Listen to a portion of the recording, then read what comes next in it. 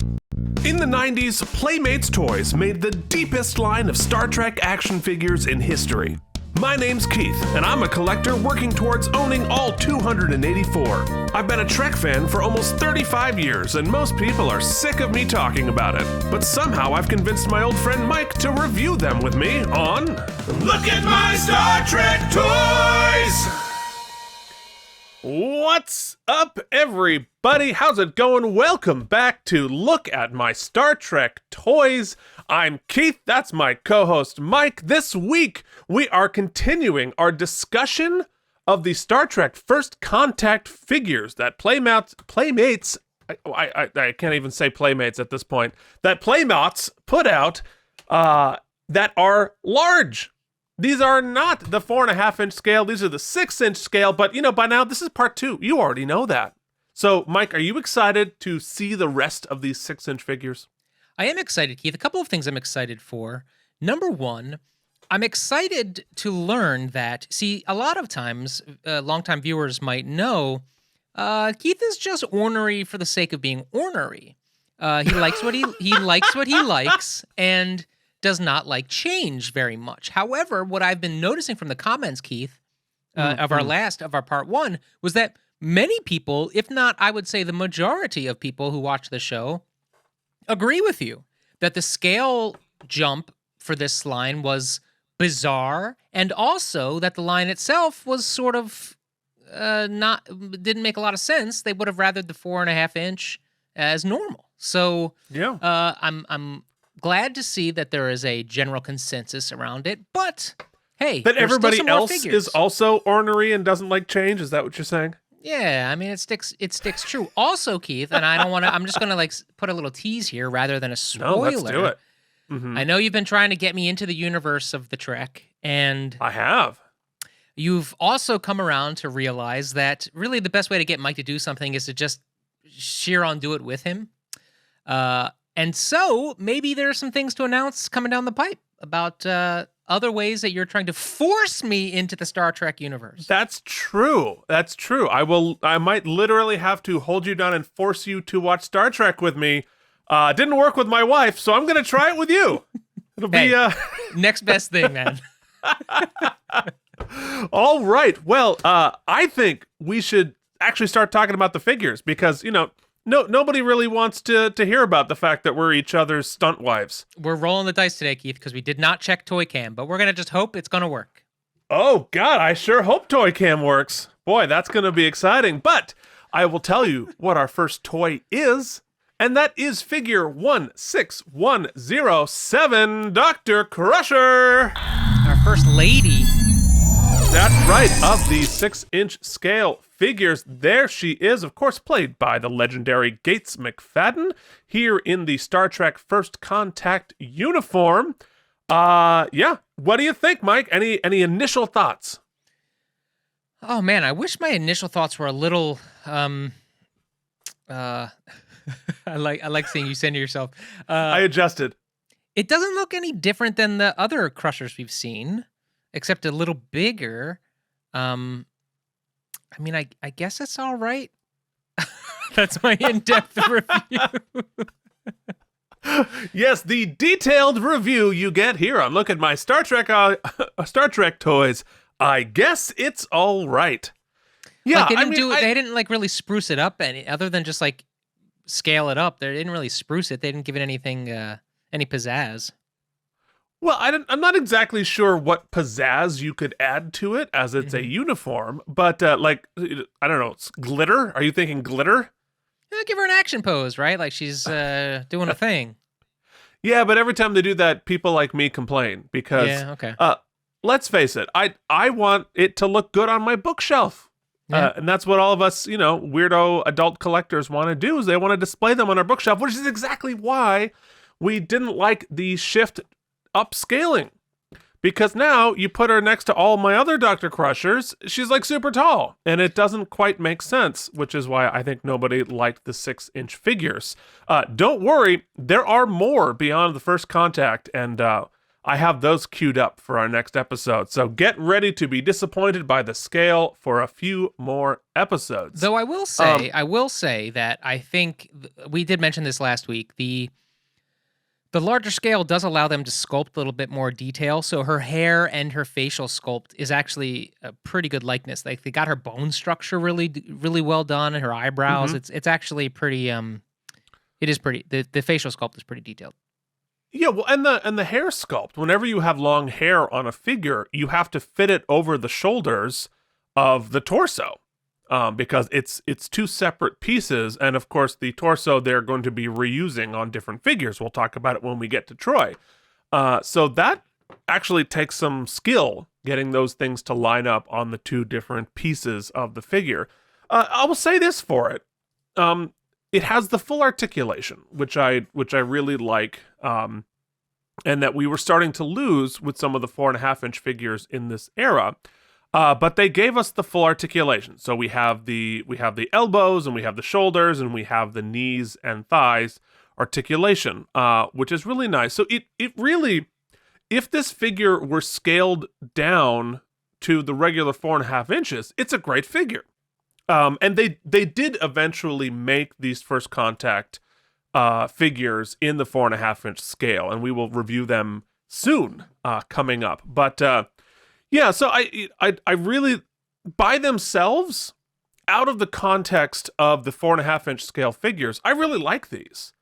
It's just that they were disappointing because they were scaled up. There you can see the box that we talked a little bit about in the previous episodes. Standard box here. I like the little cutout with the Borg nodes sticking out of the top. It's more of like a painted art feel than a photorealistic background there, but it matches the color scheme of the logo. So it was fine. I like it. Got some choking hazards. Let us continue our journey, shall we, Mike? We shall. Although I will enter as Exhibit A that the box quote "It's fine" is not particularly glowing. Well, not particularly glowing might be the theme for this episode. More about us than the figures. So let us glow up a little bit and go to figure number 16104, Data. Let's take a look here. Of course, Brent Spiner in First Contact. And interesting on the screenshot here, I think I mentioned it in the previous episode, but the gray on the shoulders on the figure comes off as pretty purple on screen. So it's tough to say because of how movie sets are lit.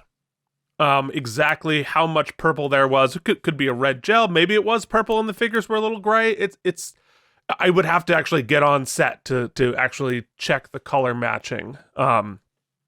Nonetheless, as I've said ad nauseum, these are the best uniforms in my humble opinion. One of the other things that we mentioned in the previous episodes, but just for the sake of sakes, to point out that the on the collar, you know what? Let's go to Toy Cam and just confirm this so that we can all know what we're talking about here. Toy Cam, yeah! Oh, almost. Hold on. We're so close. Enjoy the view of my desk for a second. And now we can look. Here it is. So Data's pips and all the pips for these figures were just painted, not molded. Which, again, that level of detail would have been awesome, but because they decided to reuse most of their torsos, they're just going to have to be painted. But they are accurately painted on these figures. And there were two main torsos that they used. They sort of had a big and a small on these for the male torsos, and there's one female torso. Nonetheless, I like this figure. It's not a terrible approximation of Brent Spiner there. I love the uniform and the articulation. Just scale it down for me, and we've got a nearly perfect figure. One of the things also that you'll notice on this figure, if you go back to Toy Cam, let me see if I can actually get it to show up correctly. But his eyebrows are weirdly painted gold. Huh. which seems a little odd there, except for it is a weird little detail that you'll notice, especially in the high-def versions of Next Gen and the films, that they actually, when they put the gold makeup on Brent's face, they painted over his eyebrows with that makeup. So it actually, although it looks really odd on the figure like this, is somewhat realistic to what happened there. If you go back to our screenshot, you might be able to see it from the movie. Yeah, you can see in that sort of white gold pancake makeup they put on, they actually paint over his eyebrows. So, design question. Yeah. They don't seem here in the movie here, and then I guess even up to Picard, they don't seem too concerned about having Data not age. Clearly, you can see his wrinkles and he's sort of his aged face here.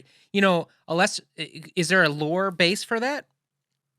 Well, it's been a little inconsistent naturally with these things as these things are. But technically, based on the lore when they first developed the character, he's not supposed to age. And, but they didn't really have anything they could do about it because time marches for us all. And they just put a little extra makeup on it and hoped we didn't notice, which, it's just one of those things. I think there's a pretty easy way to retcon it. I wrote my own spec screenplay, continuing the movie series, which I was going to adapt into a graphic novel, but nobody cared. Surprise, surprise. But in it, I just wrote the idea that in the design of Data, they decided specifically to have him age so as not to creep out the humans that he lived with. So that that way he ages, and then he will probably have the ability to just flip the switch when it's time to be young again. Well, but I mean, I would also say, in my and not being well versed in the universe whatsoever, that I've always kind of believed that, in a lot of science fiction, a lot of androids or let's say mechanically based life forms desire sentience, and if I'm not mistaken, Data has sentience, and I think that sentience comes with a cost, and that cost must be the march of time, my friend. Well, it certainly could. I mean, I don't think it would necessarily have to apply to Data in this sense, because he was, as designed, set up to live kind of in perpetuity as long as he was able to swap out parts. But they do a couple of things in the show. He blinks, he breathes, and has pores, and that was all written into the show. Partially because Brent does all of those things and kind of needs to. Okay, so Brent, we're gonna just do the scene. Remember, don't breathe. Remember, you're not breathing. So they worked it all in there, and they very easily could have done that. But look, when they started the show, Patrick Stewart didn't unpack his suitcase until season 2. They all thought they were going to be canceled immediately. So it didn't really matter when the show started. Nonetheless, I mean, that's been done ad nauseum. And, I think, frankly, the most disappointing part of Picard to me was how ineffective the de-aging tech was. For Brent, it just looked weird. It would have been better just like, whatever, let him be what he looks like. Because it came off really odd. So perhaps they will remaster Picard someday and fix that, as they have been wont to do on some of the series. But let us, you know what I want to do? Move on to our next figure, and that is figure 16105, Commander Worf. Look at that. Look at that Mike, baldric, baby. Away. Ponytail? Now we're talking. Now we're using that size. The hair sculpt is amazing. Facial sculpt, so detailed. It looks like it's jumping out of the TV. And that what looks like a separate piece baldric is, I think, Keith, neither of us is going to remember, but I'm pretty sure one of the first Worfs we looked at, I kept lamenting that the baldric was sculpted and painted on. This is what I want. It's badass. That's right. Well, let's take a look at Mr. Worf on Toy Cam, and I will show you right here, and you are right. The baldric is a separate piece. Very, very cool. Adds so much to the realism and the details of it. And of course, it allowed them to reuse the same body sculpt we used for Riker previously, which is like the larger body sculpt, and then just throw the baldric on. So it might have actually saved them money as opposed to having to sculpt a separate torso just for Worf. But, while we're at it, just so that we showed it a little bit before, but just so you get a sense of the scale, if you hop back to Toy Cam, I have here the same figure in its 4.5-inch equivalent. So you can see here some of this figure, the 4.5, and we'll actually review this line of figures specifically. But you have the same legs and hands from the Series 1. But the baldric is, of course, part of the torso here. The paint looks a little different too of the face. The paint is a different shade, which is interesting. Of course, it's a different facial sculpt. And look, we are not fans of the 6-inch scale, but the 6-inch scale, it's a much better facial sculpt. Much better. He looks like definitely a villain in the 4.5. Yeah, and this is not even the Series 1. So this is already a redo of the Worf figure. That might be the best. The 6-inch there might be the best facial sculpt I've seen on figures. It's excellent. And this Worf, the 6-inch Worf, I think is one of the best figures that Playmates put out. I think it's just excellent. And again, decisions about whether or not to do a 6-inch scale aside, I think it's a terrific figure. And it's one of my favorites. So, nonetheless, very, very happy to have this one. And, this is the moment in the show where I realize I forgot to do one of the gags I was going to do. I started last week, and that is talking about each character's most memorable moment in the movie series. Why don't we do that at the end then? Why don't we that's a good idea. Yeah. We'll go back to back to back. All right, you're going to have to remind me. Because Lord knows I will forget. At the end, I'll tell you what my favorite of the whole lot was, and you can tell me what your favorite moments for these 6 characters were. Wow. Stay tuned, folks. Stay tuned. Or fast forward. Or fast forward. Exactly. All right. Well, thank you, Michael Dorn and Worf. Let us move forward in our little show of shows here and talk about figure 16106. And that is, of course, Counselor Troi. There she is, beaming in. They loved the women to have some bangs, right?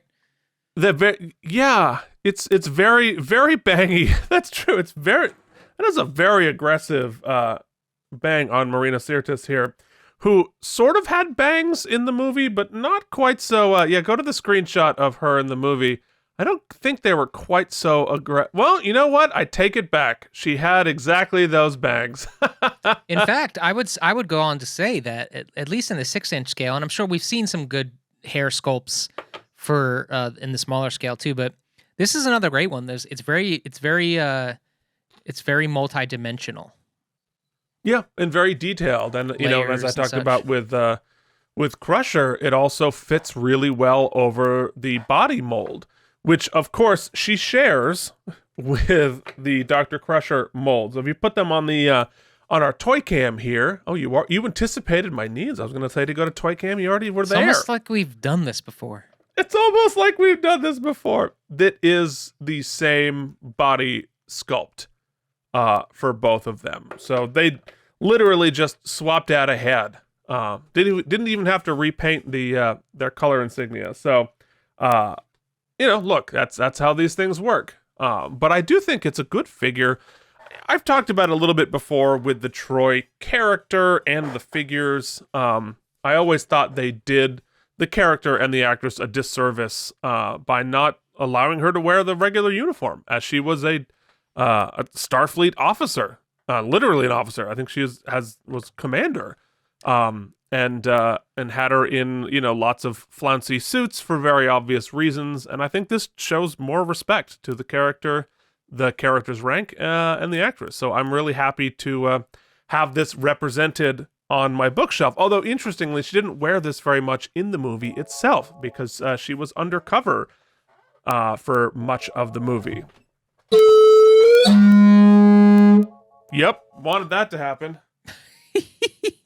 Folks, I'm going to keep talking. I'm going to mute Keith here while you... Are you back, Keith? A lot of good things happened there for a second.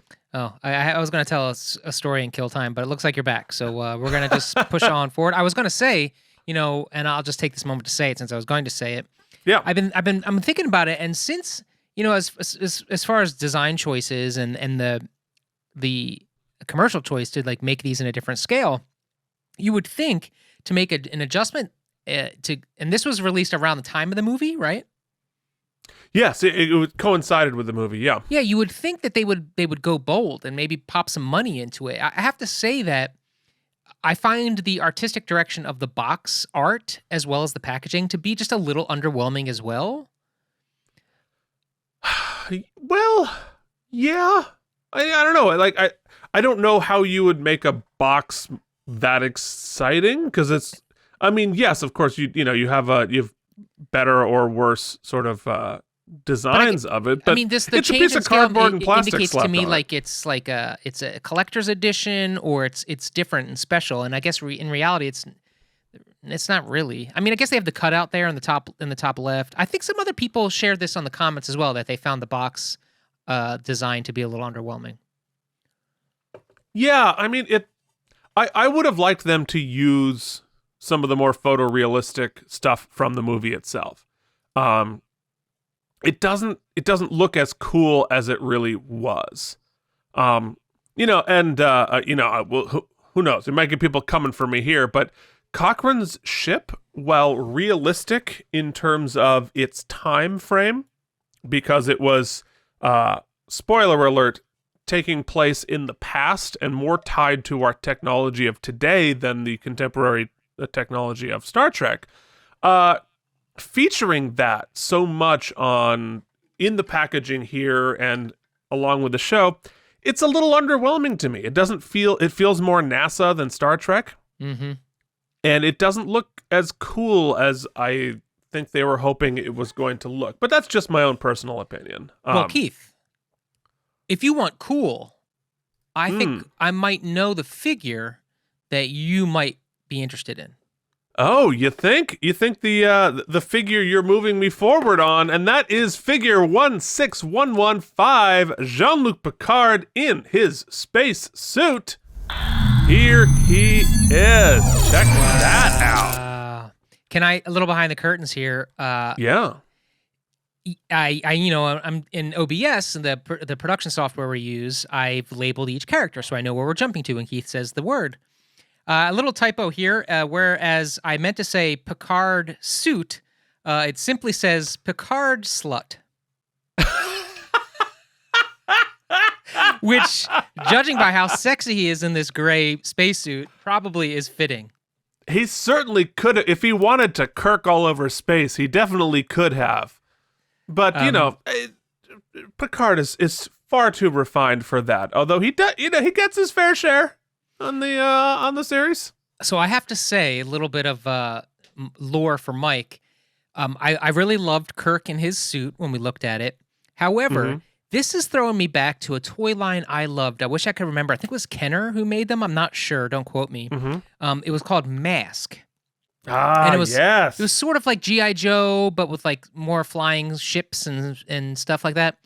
And what I loved about those figures was they had full articulation with like helmets that you could pop on and off. Unlike Voltron, where those helmets did not pop on and off. They were either on or off. You could get two different figures. But I love a helmet that you can put on. Although it looks like the visor is not see-through, which is kind of weird. It is not. It is painted black. Yeah, which is a bummer because I would like to, especially had they made more of these. Because in this scene, we have multiple characters, especially Worf is there. I would have loved to have a Worf in a space suit figure as well. No, I loved Mask. Mask was, especially their vehicles were so cool. Because it was sort of a mixture halfway between G.I. Joe and Transformers.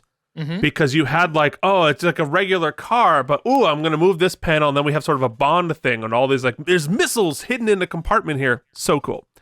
For another show, perhaps we can do a mask series at some point, but I don't really have any of my figures anymore. They're I think long I gone. do somewhere at my mom's house, but Okay, well, there it is. Maybe we'll do a mask thing. Anyway, I love this figure. I love this suit. And It's so the cool. scene that it takes place in. There's this amazing shot. And this is Jonathan Frakes, who directed the movie. Just phenomenal work there with Worf, Picard, and what's his name, walking along the hull. They have to battle the Borg on the deflector dish, blah, blah, blah, blah, blah. But we sort of pan up and see them, and then we flip the camera and realize they're standing upside down with their magnetic boots on the hull of the ship. Oh, that's cool. It's such a cool shot, and just a great visual, especially for 96 when it came out. Hey, So, the holidays are rolling around. Anybody out there who does customs, I imagine you could just take an X-Acto knife, pop that black piece out, and pop in some acrylic and have yourself a clear mask for this. What would that cost to send that Keith's way? Let me know. I'd like to maybe give him a little holiday treat. oh, well, that's it there. Or while you're at it, just pop on a Worf head, and then you have them both there. Anyway, a lot of really cool customs out there. So I keep saying that we're gonna do an episode on customs, but I have to get off my butt and do it. Yeah. The other thing about these suits is that they built them for the movie with a very high budget, and they look amazing on screen. So they decided, you know what? Let's keep using these. So you're going to see these same costumes show up on Star Trek Voyager. Because they're Starfleet standard issue spacesuits. Why wouldn't you have them on Voyager and up your production values for your television series with a film-based suit? So the TV series, in a lot of ways, a lot of the TV productions benefited from this movie specifically because they redesigned the Starfleet uniforms, which were then used on Deep Space Nine, and we saw them a little bit on Voyager. We have these costumes on Voyagers, and I think the extra budget and time that they had to develop some of these things really helped the series moving forward, because when Deep Space Nine switched to these new uniforms, it looked like their production values had gone up. Because of the craft put into it. So I thought it was it's cool. It is probably the best Star Trek movie, and it's the gift that keeps on giving, Mike. It really is. And you want to know what else keeps on giving? It's our next figure, and that is figure 16110, Lily. Hey, I know her. Yes, you do. It's Alfre Woodard, of course. The legendary actress who joined us here for one little Star Trek escapade. A little behind the scenes here, since, we're going to do a little behind the scenes today. Why does that figure sitting on my desk in my basement as opposed to with the backgrounds that I usually do? Yeah, well, why that's is that? because Alfre, we do another show about the practice, and Alfre Woodard just did a two episode arc on the show, and she was amazing. And spoiler alert, might have picked up an Emmy for it. And while we were watching the episodes, I had the figure in my hand, and as I just tend to fiddle with things, and somehow probably walked her into a different part of the house and left her somewhere, like I do with my remotes and all other small objects, because I'm that guy. And when I went to shoot the figures, I couldn't find her for the life of me. So I had to dig back into my box of extras and find a second Lily to shoot. So somewhere in my house, my wife's going to find it, and it's going to be weird. I have another action figure of Alfre Woodard somewhere in the house, somewhere. Maybe my cat took it. Anyway, so Alfre Woodard, of course, is the legendary actress. She is an Oscar nominee for the movie Cross Creek. She has 14 Emmy nominations, including 4 wins. So it was a great actor to add to the series, but also a great character, because she came from sort of a post-apocalyptic America that is much more tied to our time than to the Star Trek time. And, Star Trek, especially the Next Gen and on, has a very refined way of behaving and speaking. It's a little bit more militaristic, a little bit less emotional. So it's a little stilted when you first watch it. It's in its own special, logical, rational world. But when you interject a character from our time who like swears and is emotional and angry as a vehicle, especially for people who are watching the movie for the first time, who might not have seen Star Trek before, to have somebody to take us by the hand into this weird sci-fi world, and to have her with Picard the whole movie, and he's explaining what's going on. Like, we're in a spaceship. What? There's the Borg. What the hell's a Borg? What's all this technology? It was a great writing device to have a character from our world being able to ask the questions that you might have as an audience and respond as the audience does. And it can be very jarring to have especially in that era. Now it's like, swear all you want on Star Trek. But back then it was like, what? She just said shit on a Star Trek movie? And I know Data did it in Generations. I know. Don't write me. I know. But it was definitely I thought it was an interesting dynamic to have her play opposite Patrick Stewart for the whole movie. Mike, talk to me about your feelings here. So, Keith, you've used a couple of key words. I don't recall the movie as well. I don't remember this character as much. But I know Alfre Woodard, and you've thrown out the word angry, a little bit more grounded. I'm imagining she was a badass of sorts, knowing the for actress. Sure. Yeah. The word I'm not hearing is sassy or pop that hip. I'm getting the pose here seems to be a little bit antithetical to the key words you're using to describe the character. Am I wrong there? It's like you mentioned earlier this episode that you didn't like the action poses so much. This is less an action pose and more of like a glam shot. It seems a weird choice to me. It is very a weird gendered, choice. Very gendered. It's very gendered, and it doesn't match the character we see on screen. Would never stand like that. It's very odd. You're right. It has a lot of connotations that I don't think match the character, and to be fair, probably some of these figures were built before the sculptors had seen the movie. Yeah, judging from that antique find, like we talked about when we looked at those slides, a lot of times they take a lot of these shots or make before even the character descriptions are finished. Well, no, exactly. And these figures, in order to be produced and shipped and in stores by the time the movie comes out, have to be in pre-production at the same time the movie's in pre-production, which is why you see errors in it, or you see differences, such as the Star Trek Generations figures with all the uniforms they never used. But yeah, and I'll say this also about the figure. You'll note there's no articulation in this figure at all. She can raise her arms up and down. Ain't going away. No, that lives there. So she can raise her arms up and down, but there's no elbow articulation, there's no knee articulation, hip or shoulder, or even waist. So she is locked in that position, which we also saw with the Cochrane figure. I think primarily because they knew they were never going to use this mold again, and it costs money. I mean, every part of articulation cost them money, both in the design and the production. So, well, interestingly, Cochrane and Lily, both played by actors with enormous range, have very limited range when it comes to their action figure. That is 100% true. So, yeah, it's a bummer. I would have liked to have seen, this. It's such a great character. I would like to see it better represented in a figure.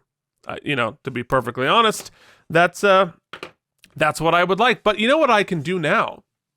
And get ready for the rapid fire videos here, because it is now time for me, because I remembered just with my own little brain to talk about my favorite moments, my favorite movie moments for each of these characters. So first up, Dr. Crusher. The two things that I found most memorable for Gates McFadden in the movie series, although I think she was criminally underused in the movie series, like always, she took over the bridge during the Borg fight, and even though she was the chief medical officer It was an emergency. It was a battle. She took command. That was awesome. Also in this movie, she used the EMH, the emergency medical hologram. And if you're keeping track of great cameos, of course, is Robert Picardo from Star Trek Voyager coming in as a different version of the emergency medical hologram to distract the Borg. It was a great cameo. It was fun. There was a couple other cameos in that movie that were awesome. Moving on. Here we are with Data. Brent Spiner. There's a couple things that I really enjoyed about him in the movies. First off, in Generations, and I know will be a controversial pick because some people hate this, but I really liked him trying out different beverages with Guinan with his emotions chip, and of course his "I hate this, give me more" line I thought was very funny. Brent Spiner, criminally underused for his comedy. And of course, in First Contact, he gets it on with the Borg Queen. That's memorable. Big time. I mean, and not the first time that Data gets it on. Folks, you know what I'm talking about. So Data is fully articulating. He's fully functional, as he would put it, and trained in many different skills. So I'm just saying, look, I think Data should have dated more. He would have been of use. All right, before we moving on. Of course, Worf, couple of things, always a couple of things because I can't ever stop myself. From this movie, and in fact, the screenshot you see on the screen there was his battle with the Borg in the opening of the movie where he's commanding the Defiant because, of course, he was on Deep Space Nine at this point in the series.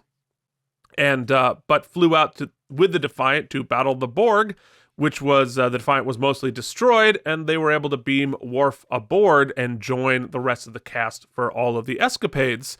Because once Worf's on Deep Space Nine, every Next Generation movie, you have to come up with an excuse to get him on the ship, because otherwise Worf wouldn't be there, and it's not a Next Gen movie without Worf.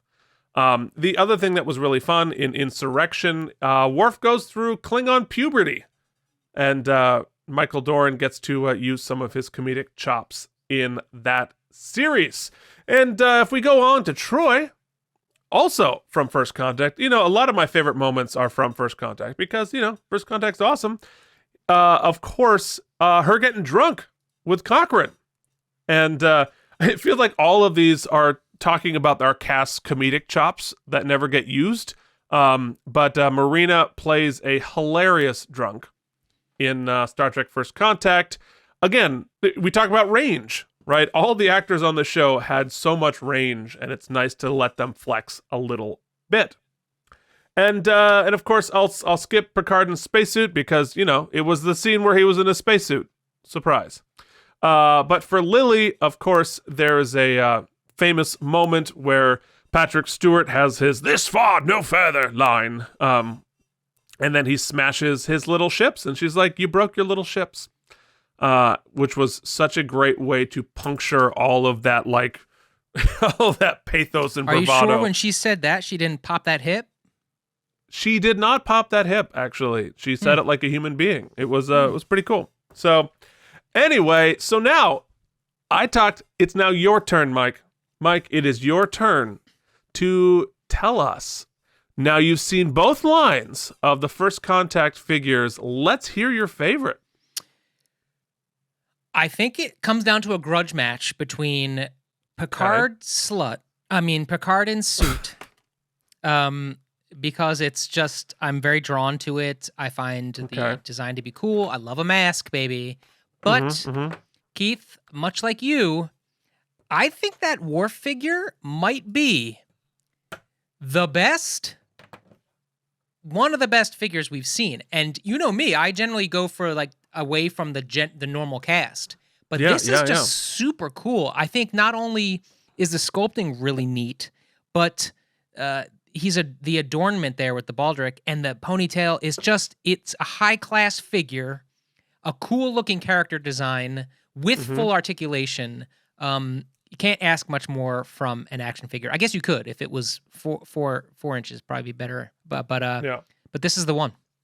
that's your death match between the two of them. So if we go to Toy Cam, it's time for have them battle it out for who's the best figure. You could call that battling. That's a little.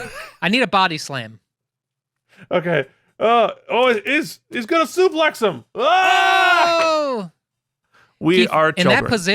In that position, I feel like our view count just exploded.